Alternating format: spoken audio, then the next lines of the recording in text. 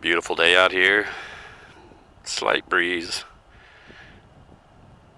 Cool but not cold. Quite comfortable.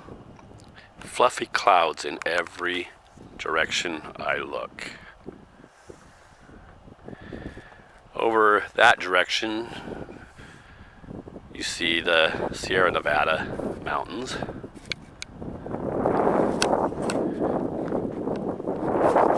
Down that way I look down the length of the valley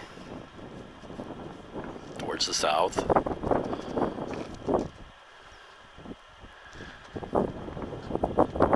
That's more westward. Those are the coastal hills behind there. I don't know if you can see them or not.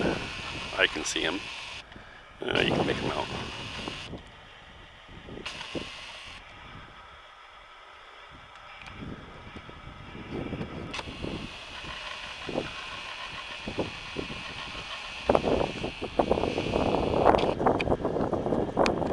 And then I look down the length of the valley towards the north.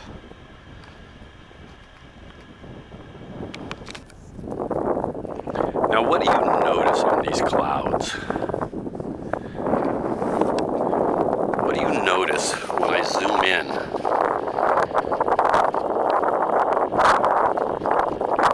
Pay attention now.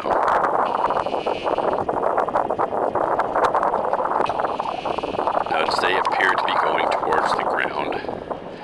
But as I zoom back in, that distance above the ground increases because my picture is expanding by zooming in. And then when I zoom back out, it contracts. And they look close to the ground again. That's how perspective works. Because in your vision, everything converges and compresses towards the center point of your line of sight over the surface.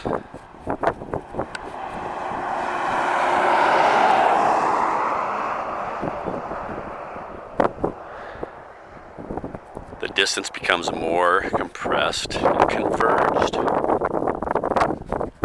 That's why those clouds look low back there, when in actuality they're as high as the ones above.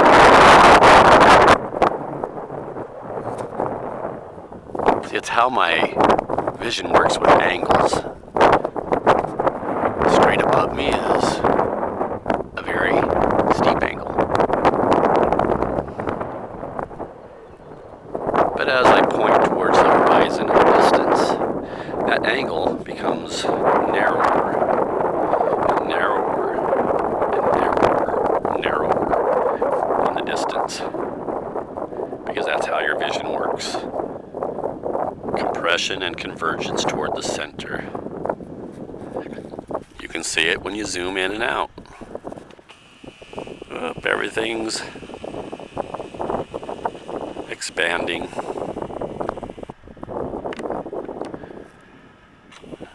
Everything's converging and contracting. That's simply how our vision works.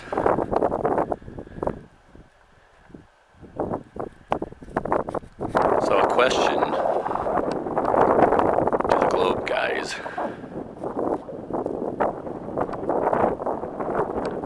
They never seem to want to give a straight answer to this. They avoid the question in the chats. Just call me names, which is fine. It's kind of funny.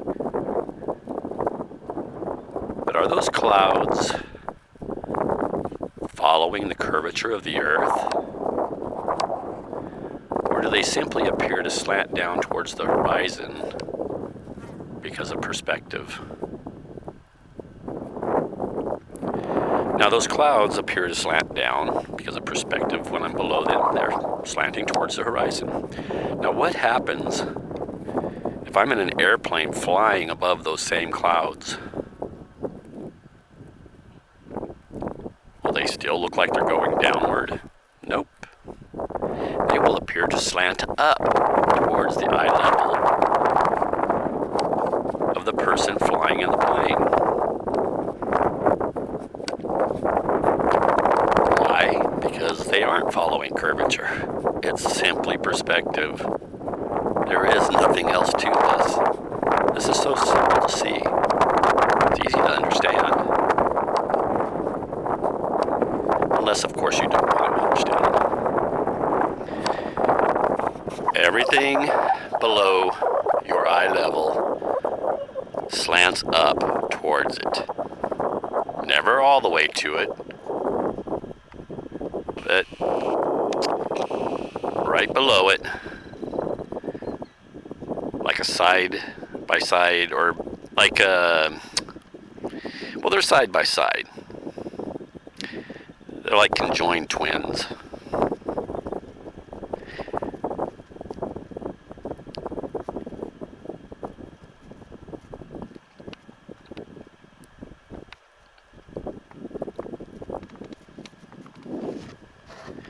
Now, if you take these clouds and look at them, okay, they're low all the way in the distance, around and around I go. But above me, they're high.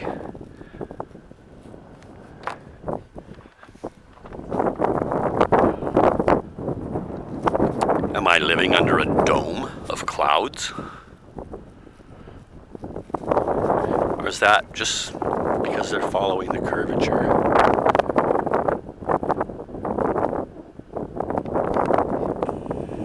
Zooming in and out is what gives you guys away. Zoom in, everything expands. The clouds appear higher above the ground level. So much so that I got to readjust my camera.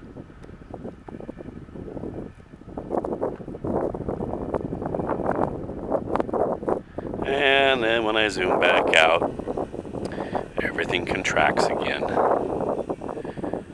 And that space between the clouds and the horizon looks small. It's because even spaces have an angular size. The space between the clouds. Look at the little spaces at the top of the clouds when I'm zoomed out like this. Now when I zoom in, what happens to those spaces? Well, they look like they're getting bigger. You can see more. As I zoom in, the space looks kind of wide and big. But when I zoom back out, those little spaces become smaller and smaller in angular size. That's a clue to why ships appear to disappear bottom first. Someday you guys will get it.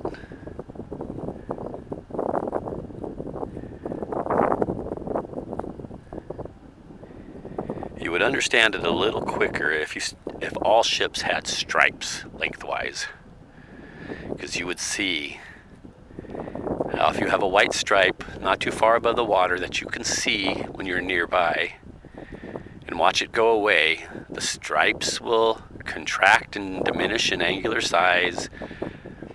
The spaces between the stripes will also do that. You guys also have to remember the horizon is always before that happens, right? If I go higher, it's just further out. If I go lower, it's just closer by. That is a visual line,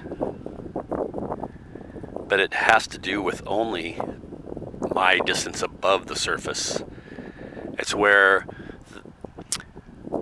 I don't have enough angle over the surface, and it ends up becoming just a line. Everything kind of blends together. You'll have some things that will stand up a little bit that are extra high than the things around them, but everything else in general blends in. It's kind of like the ocean. It rises up towards your eye level, And even if you have great big waves and swells out there where the horizon is, when you're not zoomed in on it, they just look like a nice smooth line. It's because the angular size of the waves at that distance for your angle over them, the waves become small, the swells appear smaller in angular size, and the angle over the waves, the angle from the waves in the foreground versus the ones in the background, is too small to differentiate those waves in the background from the ones in the foreground at the horizon. And so they appear as a line across your field of view.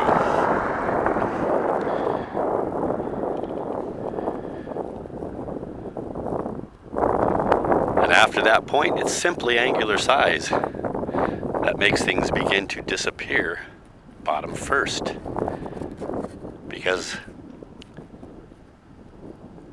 that horizon is the vanishing point.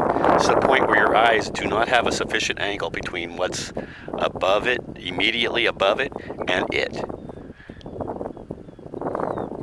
And it can't differentiate. That's the wedge. And the bottom of things, like ships on the ocean, are what enter into that wedge first, not the tops. That's why they don't disappear top first. It has nothing to do with any curvature. It's just simply a matter of how your eyes work optically. When two things are close together and small in angular size and the spaces between them are insufficient for your eyes to resolve them as separate, that's where you see the horizon.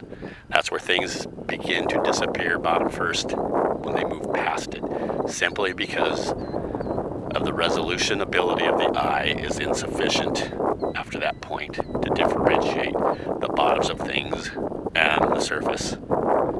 They blend in as one. It's just that simple. The geometry of perspective is your imaginary curve. The geometry of perspective, when you don't take into account the visual acuity within narrow spaces and narrow angles, is not really a geometry of perspective.